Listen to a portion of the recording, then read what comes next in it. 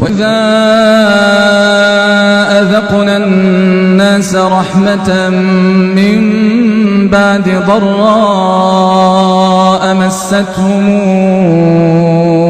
إذا لهم مكر في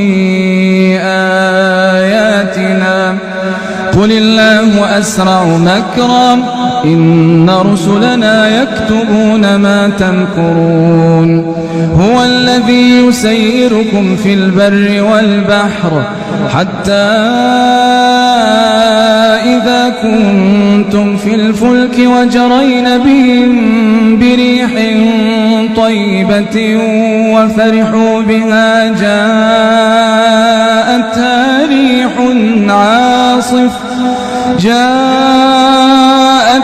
ريح عاصف وجاءهم الموج من كل مكان وظنوا أنهم أحيط بهم دعوا الله مخلصين له الدين لئن أنجيتنا لنكونن من الشاكرين دعوا الله مخلصين له الدين لئن أنجيتنا من هذه لنكونن من الشاكرين فلما أنجاهم إذا هم يبغون في الأرض بغير الحق يا أيها الناس إنما بغيكم على أنفسكم متاع الحياة الدنيا ثم إلينا مرجعكم فننبئكم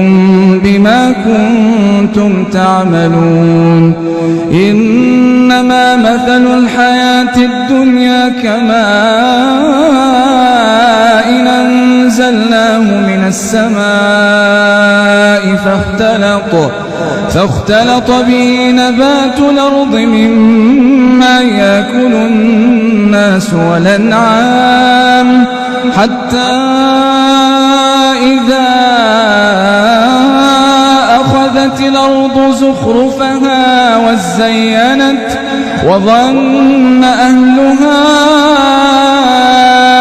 أنهم قادرون عليها أتاها أمرنا ليلا أو نهارا